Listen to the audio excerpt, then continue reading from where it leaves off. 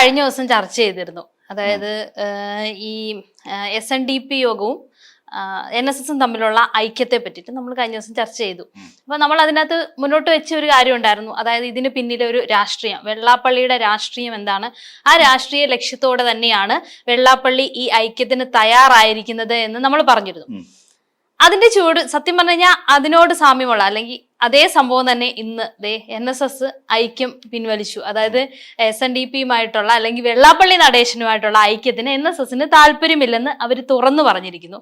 അതായിരുന്നു എനിക്കൊന്ന് ഇന്നത്തെ പ്രധാനപ്പെട്ട വാർത്ത ശരിക്കും അതായിരുന്നു എന്ന് തോന്നുന്നു. ശരിക്കും നമ്മൾ അന്ന് പറഞ്ഞ കാര്യങ്ങൾ തന്നെ അത് വളരെ പ്രാധാന്യത്തോടെ ഇന്ന് വീണ്ടും നമ്മൾ ചർച്ച ചെയ്യേണ്ടി വരികയാണ്. സത്യമല്ലേ? അതെ, തീർച്ചയായിട്ടും അതെ. കാരണം വേറൊന്നുമല്ല, ഈ വെള്ളാപ്പള്ളി നടേശൻ ഒന്നും കാണാതെ ഒരു ഇഞ്ച് മൂവ് ചെയ്യില്ല എന്നുള്ള കാര്യം നമുക്ക് എല്ലാവർക്കും അറിയാം. നമുക്കെന്ന് മാത്രമല്ല, കേരളത്തിലെ ഒരുമാതിരിപ്പെട്ട എല്ലാ മലയാളികൾക്കും അറിയാൻ പറ്റുന്ന ഒരു കാര്യം തന്നെയാണത്. എന്തുകൊണ്ടാണെന്ന് ചോദിച്ചു കഴിഞ്ഞാൽ, ഏതൊരു വിഷയത്തിലും വെള്ളാപ്പള്ളി നടേശൻ ഒരു സ്റ്റെപ്പ് മുന്നോട്ട് വെക്കുമ്പോൾ തനിക്ക് അതിൽ നിന്ന് എന്ത് ലാഭം കിട്ടും എന്നതിനെ കുറിച്ച് മാത്രമേ വെള്ളാപ്പള്ളി ചിന്തിച്ചിട്ടുള്ളൂ. ഇപ്പൊ എനിക്ക് തോന്നുന്നു ഇപ്പൊ കിട്ടിയിരിക്കുന്ന പത്മ പുരസ്കാരം ഉണ്ടല്ലോ, എനിക്ക് തോന്നുന്നു ഇതിന് പകരമായി കേന്ദ്ര സർക്കാർ നൽകിയതാണോ എന്നെനിക്ക് സംശയമുണ്ട്. തുറന്നു പറയുകയാണ്, നന്ദി പ്രകടനമാണോ? കാര്യം കേരളത്തിലെ ഏറ്റവും പ്രബലമായ രണ്ട് സാമുദായിക സംഘടനകൾ തന്നെയാണ് SNDPയും NSSും. ആ NSSും SNDPയും കൂടെ ഒന്നിച്ചു കഴിയുമ്പോൾ ഇതൊരു മഹാഹിന്ദു സംഗമമായി ഇത് മാറുകയാണ്. ശരിക്കും പറഞ്ഞ കേരളത്തിലെ നമ്മൾ ആലോചിച്ച് നോക്കിയാൽ മതി, ഒരു വലിയ ഹിന്ദു സംഗമമാണ്. അതായത് വർഗീയമായി ഒരു ധ്രുവീകരണം അവിടെ സംഭവിക്കാൻ പോകും. ഇതാണ് ശരിക്കും ഉണ്ടാകാൻ ഇടയുള്ള ഒരു നാളെ ഉണ്ടാകാൻ സാധ്യതയുള്ള ഒരു വലിയൊരു പൊളിറ്റിക്കൽ മൂവ്. നമുക്ക് പണ്ട് അതിനെ ഒരു സാമുദായിക ഇതെന്ന് പറഞ്ഞ് പിന്നെ ബന്ധം എന്ന് പറഞ്ഞ അലയൻസ് എന്നൊക്കെ പറഞ്ഞുകൊണ്ട് നമുക്ക് അതിനെ വില കുറച്ച് കാണാമായിരുന്നു. ഇന്ന് അങ്ങനെയല്ല സ്ഥിതി.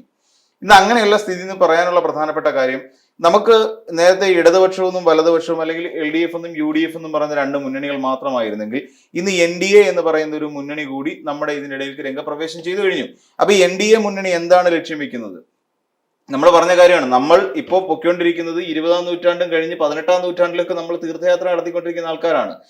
ആ അവസ്ഥയിലേക്ക് നമ്മൾ ചിന്തിക്കുമ്പോൾ ഇവിടെ സംഭവിക്കാൻ പോകുന്ന ഒരു പ്രധാനപ്പെട്ട മാറ്റം ഈ ഒരു മഹാഹിന്ദു സംഗമം ഉണ്ടാകും. ഇതിനെ NSS SNDP എന്ന് പറയുന്ന രണ്ട് സാമുദായിക സംഘടനകൾ ഒന്നിച്ചു എന്നല്ല പുറമെ വീക്ഷിക്കപ്പെടുന്നത്. ഹിന്ദു സംഗമം ഉണ്ടായി, ഹിന്ദുക്കൾ ഒരുമിച്ചു. ഇപ്പം പിന്നെ ശശികല പറയുന്ന അനുസരിച്ച് നമ്മൾ നോക്കി, ശശികലയും പറയുന്നത് ഉണരൂ ഹിന്ദു ഉണരൂ എന്നല്ലേ പറഞ്ഞു. ആ ഹിന്ദുക്കൾ ഉണരുന്നു. ഈ ഉണർന്ന ഹിന്ദുക്കൾ എങ്ങോട്ടേക്ക് പോകും? ലീഗ് പിന്തുണയ്ക്കുന്ന പിന്നെ UDFില് ചായ്വ് കാണിക്കേണ്ട ആവശ്യമുണ്ടോ? ഇല്ല.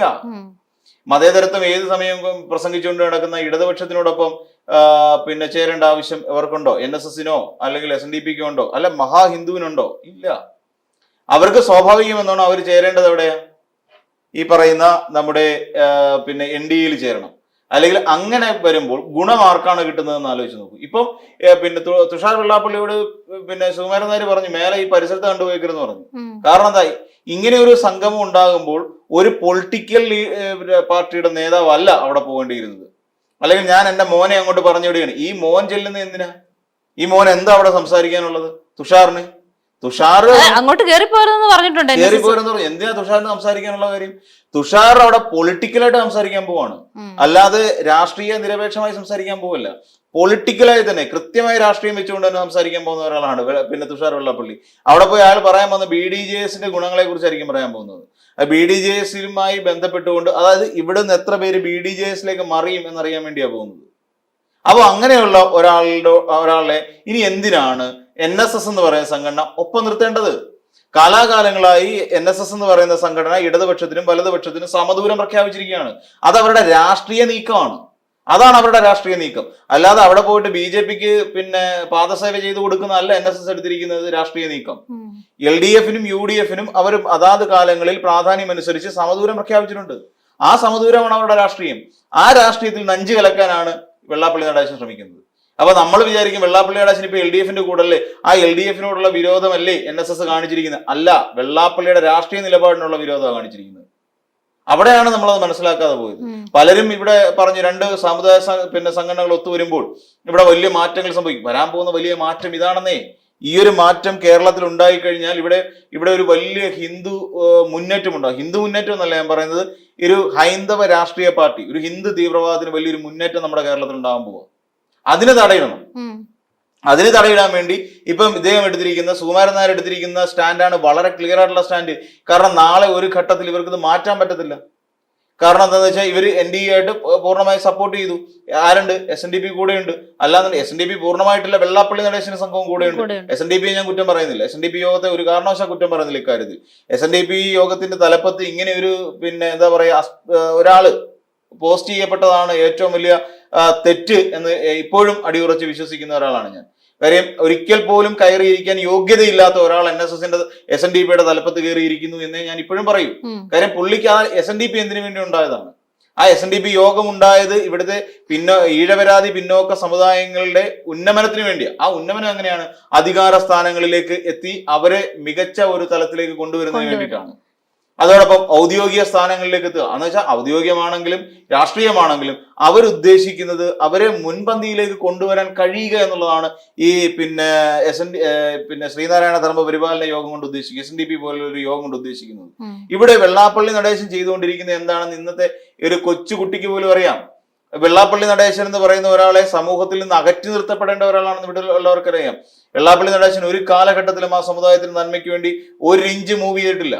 പിന്നെ എന്തിന്റെ അടിസ്ഥാനത്തിലാണ് അവിടെ നിന്നുണ്ട് ഓർഡർ ഉണ്ടായത് പത്മഭൂഷൺ കൊടുക്കണമെന്ന്?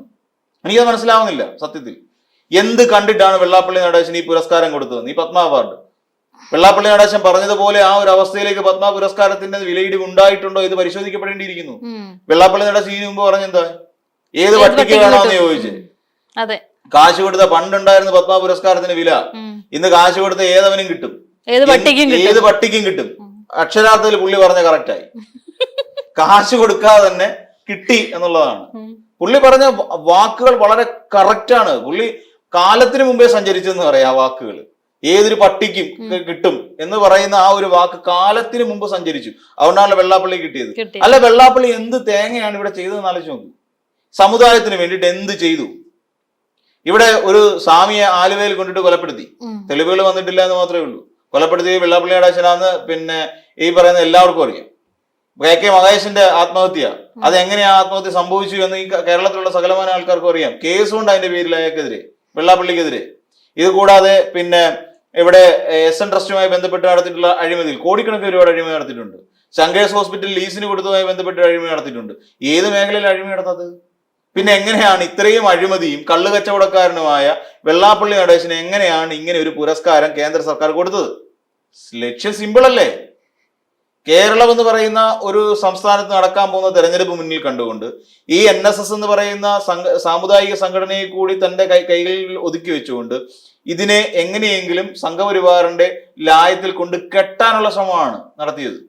ആ ലാവണത്തെ കൊണ്ട് കെട്ടാൻ ശ്രമിച്ചപ്പോൾ അതിനുള്ള പ്രത്യുപകാരമായി കിട്ടിയതാണ് ഈ പത്മ പുരസ്കാരം. ഇതുകൂടി NSSലെ പല വേന്ദ്രന്മാർക്കും കാര്യം മനസ്സിലായി.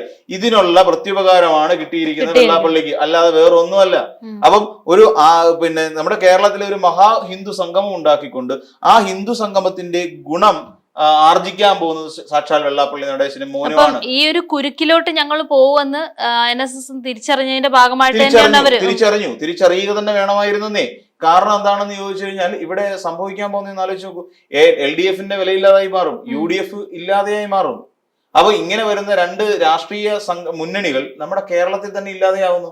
പകരം NSS SNDP നയിക്കുന്ന ഒരു വർഗീയ കൂട്ടായ്മ നമ്മുടെ സംസ്ഥാനത്ത് രൂപം കൊള്ളാൻ പോവാ. അത് ദോഷമാണ്. ഇപ്പം സമദൂരം ശരിദൂരം എന്നൊക്കെ പറഞ്ഞിട്ട് നിൽക്കുന്നെങ്കിൽ തന്നെ നാളെ ഒരു വലിയ മാറ്റത്തിലേക്കാണ് പോകുന്നത്. എന്തുകൊണ്ടാണ് അങ്ങനെ ഒരു മാറ്റം? എന്തുകൊണ്ടാണ് വെള്ളാപ്പള്ളി ഇങ്ങനെ ഒരു കളി കളിച്ചത്? നമ്മൾ ആലോചിച്ച് നോക്കിയാൽ മതി. ഇവിടെ NSS ഇത് ആഗോള അയ്യപ്പ സംഘവുമായി ബന്ധപ്പെട്ടുകൊണ്ട് NSS എടുത്ത നിലപാട് ഇടതുപക്ഷത്തിനുള്ള നിലപാടായിരുന്നു. ഇവിടെ യുവതി പ്രവേശനവുമായി ബന്ധപ്പെട്ടുകൊണ്ട് NSS എടുത്ത നിലപാട് അതെന്തായിരുന്നു? അവിടെ വിശ്വാസ സംരക്ഷണമായിരുന്നു അവരെടുത്ത നിലപാട്. അപ്പൊ ഇങ്ങനെ എല്ലാം കൂടെ പരിശോധിക്കുമ്പോൾ ഹിന്ദുക്കൾക്ക് വേണ്ടി നിലകൊള്ളുന്ന ഒരു മതസംഘടന അല്ലെങ്കിൽ സാമുദായിക സംഘടന എന്നുള്ള വിളിപ്പേര് NSSന് കിട്ടിക്കഴിഞ്ഞു. ഇതൊരു രാഷ്ട്രീയ സംഘടനയല്ല. പക്ഷേ ഈ മതത്തിലൂടെ അല്ലെങ്കിൽ ഈ പറഞ്ഞ സാമുദായിക ഒരു സമവാക്യത്തിലൂടെ വെള്ളാപ്പള്ളി നടേശൻ ഇവിടെ രാഷ്ട്രീയം ഒളിച്ചു കടത്തുന്നു. ആ രാഷ്ട്രീയം എന്ത് രാഷ്ട്രീയമാണെന്ന് വെച്ചാൽ ഇടത് രാഷ്ട്രീയമല്ല, അത് പച്ചയ്ക്ക് നമുക്ക് പറയാം. അവിടെ ഒളിച്ചു കടത്താൻ ശ്രമിക്കുന്നത് ഈ പറഞ്ഞ സംഘപരിവാർ അജണ്ട നടപ്പിലാക്കാൻ ശ്രമിക്കുന്നു. ഇത് സിമ്പിൾ ആയിട്ട് അവർക്ക് മനസ്സിലായി കഴിഞ്ഞു. ഇത് മനസ്സിലാക്കിക്കൊണ്ട് തന്നെയാണ് ഇനി ഒരിക്കലും അങ്ങനെ മുന്നോട്ട് പോകാൻ തയ്യാറല്ല എന്ന് പറഞ്ഞത്. വെള്ളാപ്പള്ളി നടേശൻ അല്ലല്ലോ മീറ്റിങ്ങിന് എല്ലാം എന്ന് പറഞ്ഞവരുമായിട്ട് സന്ധി ചെയ്യാൻ ചെല്ലാമെന്ന് പറഞ്ഞ തുഷാർ വെള്ളാപ്പള്ളിയാണ്. എന്തിന് തുഷാർ പോകണം? തുഷാറിനെതിരെ പിന്നെ ആന്ധ്രാപ്രദേശ് കേസ് ഉണ്ടായിരുന്നു. അവിടെ BJP ആളെ കൂട്ടാൻ വേണ്ടി നടത്തിയ അഴിമതി, പണം മേടിച്ചുകൊണ്ട്, ആ അഴിമതിയിൽ പുള്ളി പങ്കാളിയാണ് തുഷാർ വെള്ളാപ്പള്ളി. അവരപ്പോഴേ വെട്ടിയല്ലോ, വെട്ടണം, അത് വെട്ടേണ്ടതായിരുന്നു. കാര്യം ഈ ഒരു അച്ഛനെയും മോനെയും വിശ്വസിച്ചുകൊണ്ട് കേരളത്തിൽ ഒരിക്കലും ഒരു സംഘടനയും അതിന്റെ ലയനവുമായി ബന്ധപ്പെട്ട് പോകാൻ പാടില്ല.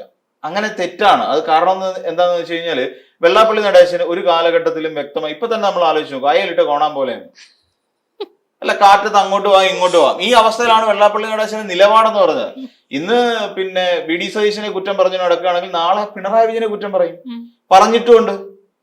അതുകൊണ്ടാണല്ലോ പിണറായി വിജയന് പലപ്പോഴും പല ഇതിലും പിന്നെ വെള്ളാപ്പള്ളി നടേശനെ പിണറായി വിജയന് കുറ്റം പറയേണ്ടി വന്നിട്ടുള്ളത്.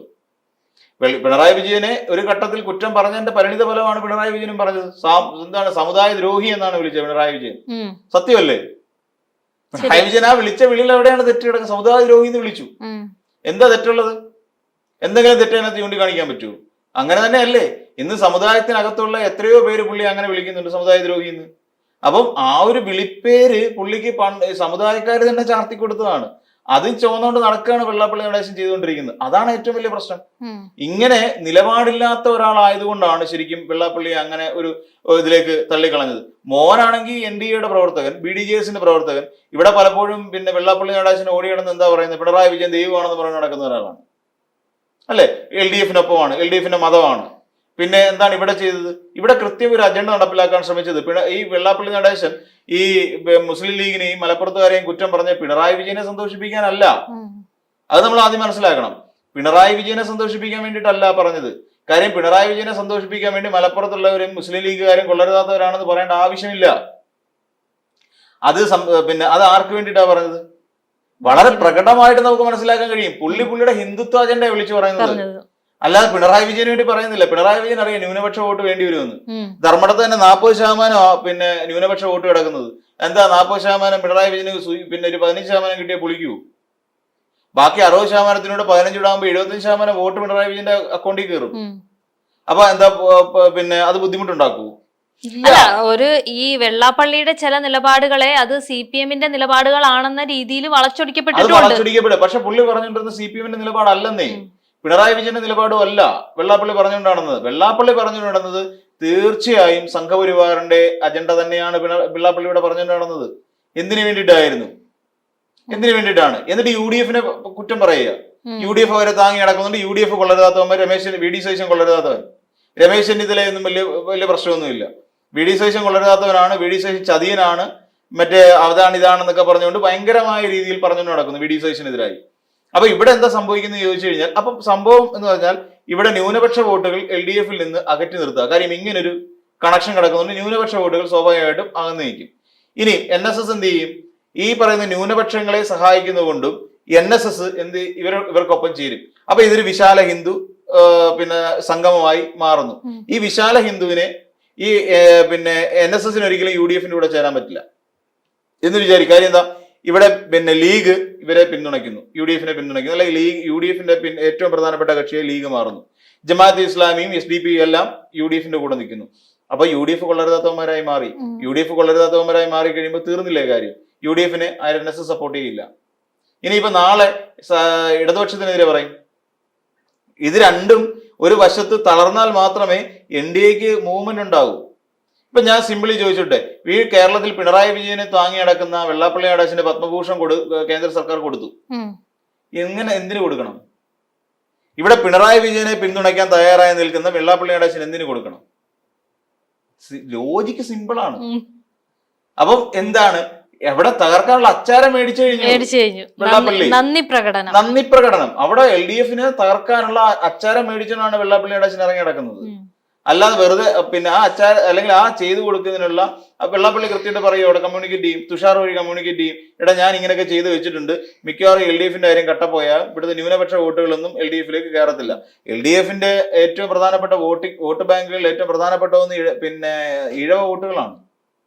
ഈ ഈഴവ വോട്ടുകളെ ഭിന്നിപ്പിച്ചെടുത്തു കഴിഞ്ഞാൽ ഇവർക്ക് സംഘപരിവാർ ആശയങ്ങൾ ഇവിടെ നടപ്പിലാക്കാൻ സാധിക്കും. ഇതാണ് അവർ ലക്ഷ്യം വെക്കുന്നത്. അല്ല ചെറിയ കളിയൊന്നും അല്ല. വെള്ളാപ്പള്ളി ഞാൻ നേരത്തെ സൂചിപ്പിച്ച പോലെ എവിടെയെങ്കിലും ഒരു ഇഞ്ച് മൂവ്മെന്റ് മുന്നോട്ട് വെച്ച് കഴിഞ്ഞാൽ വെള്ളാപ്പള്ളിക്ക് അറിയാം അവിടെ നിന്ന് എനിക്ക് നേട്ടം ഉണ്ടാക്കണം. ഈ 90 ആയിക്കാണ് അയാൾക്ക്. അയാൾക്ക് എന്നിട്ട് ഈ അധികാരത്തോടും പണത്തോടും ഉള്ള ആർത്തി പുള്ളിക്ക് മാറിയിട്ടില്ല. അതാണ് കാര്യം. അപ്പം ഇങ്ങനെയെല്ലാം അപ്പൊ ഇങ്ങനെ വരുമ്പോ ഒരു ഗുണം ഉണ്ടാകുന്നതെന്നറിയോ? പിണറായി വിജയൻ നാളെ പ്ലേറ്റ് തിരിക്കുമെന്ന് വെള്ളാപ്പള്ളിക്ക് നന്നായിട്ട് അറിയാം. കാര്യം ഈ പറയുന്ന പ്രാതിനിധ്യ വോട്ടവകാശം, ഇയാളുടെ കയ്യിൽ കിടക്കുന്ന എല്ലാ അവകാശങ്ങളെയും പിടിച്ചെടുക്കാനുള്ള എല്ലാ ത്രെഡും പിണറായി വിജയന്റെ കയ്യിലുണ്ടെന്നറിയാം. പിന്നെ പിണറായി വിജയൻ കാഞ്ഞ പുള്ളിയാണ്. ഇയാളുടെ മൂവ്മെന്റ് എന്താണെന്ന് പിണറായി വിജയൻ കൃത്യമായി വീക്ഷിച്ചുകൊണ്ടിരിക്കുക. ഇയാൾ ഏതറ്റം വരെ പോകും എന്നറിയാൻ വേണ്ടി പൂച്ച എലിയെ കളിപ്പിക്കുന്ന പോലെയാണ്. അത് കഴിഞ്ഞിട്ട് ഈ പറയുന്ന തെരഞ്ഞെടുപ്പ് കഴിയുമ്പോഴത്തേക്ക് വെള്ളാപ്പള്ളി കൊടുക്കേണ്ട പണി 8ന്റെ പണി പിണറായി വിജയൻ കൊടുക്കും. അത് വേറൊരു കാര്യം. അപ്പൊ ഇങ്ങനെ ഇതിനെ സൂചിപ്പിക്കുക എന്നുള്ളതാണ് ഇപ്പൊ ചെയ്തു വെച്ചിരിക്കുന്ന ഒരു കാര്യം. അപ്പൊ ഇങ്ങനെ തൽക്കാലം പിണറായിക്ക് തോന്നുകയും വേണം, ഞാൻ ഒപ്പം ഉണ്ടെന്ന് തോന്നുകയും വേണം. എന്നാൽ അണ്ടർഗ്രൗണ്ടിലൂടെ ഇങ്ങനെ ഒരു ഓപ്പറേഷൻ നടത്തി. ഇത് എനിക്ക് തോന്നുന്നു 2030 കൂടി ഈ വെള്ളാപ്പള്ളി ഉദ്ദേശിച്ച പദ്ധതി കേരളത്തിൽ നടപ്പിലാകുമായിരുന്നു. 5 വർഷം കഴിയുമ്പോൾ ഇവിടെ ബി ജെ പിയുടെ കേന്ദ്രത്തിലേക്ക് NSSനെ കൂടി തളച്ചിട്ടേനെ. അതിനെന്തായിരുന്നാലും അത് മനസ്സിലാക്കിയിട്ടാണോ എന്നറിയില്ല, സുകുമാരൻ നായർ കൃത്യമായി അതിന് ചെക്ക് വെച്ചിട്ടുണ്ട്, വിലക്കിയിട്ടുണ്ട്. ഇനി മേലാൽ ആ വഴിക്ക് ഞങ്ങളില്ല എന്ന് വളരെ കൃത്യമായി പറയുകയും ചെയ്തിട്ടുണ്ട്. കാര്യം എന്താ, മോനെ വളർത്തണമെങ്കിൽ വീട്ടിൽ കൊണ്ടിട്ട് വളർത്തിയാൽ മതി, അല്ലാതെ NSSന്റെ ചെലവിൽ മോനെ അങ്ങ് വളർത്താൻ നോക്കണ്ട എന്ന് തന്നെയാണ് കൃത്യമായി പറഞ്ഞിരിക്കുന്നത്. നമ്മുടെ നാട്ടിലൊക്കെ പറയുന്ന പോലെ വല്ലവന്റെയും വയറ്റിലെ ഡാഷ് കണ്ടുകൊണ്ട് പട്ടി വളർത്തരുതെന്നാണ് പറയുന്നത് എന്ന് പറയുന്ന പോലെ അതുപോലെ കൃത്യമായി പറഞ്ഞിരിക്കുകയാണ്. അങ്ങനെ പറഞ്ഞില്ല എന്ന് മാത്രമേ ഉള്ളൂ സുകുമാരൻ നായർ. അതിൽ പറയാതെ പറഞ്ഞു വെച്ചിരിക്കുക, വല്ലവന്റെയും വീട്ടിൽ കിടക്കുന്ന ഇത് കണ്ടുകൊണ്ട് നിങ്ങൾ മോനെ വളർത്താൻ നിൽക്കണ്ട, നിങ്ങൾ വളർത്തുന്നെങ്കിൽ നിങ്ങൾ വളർത്തിക്കോളൂ. അത് പറഞ്ഞ് വളരെ കൃത്യമായി ഒരു ആൻസർ വെള്ളാപ്പള്ളിക്ക് കിട്ടിയിരിക്കുകയാണ്. ഇനി ഇതിൽ നിന്ന് വല്ല പാഠം പഠിച്ചാൽ പഠിച്ചു.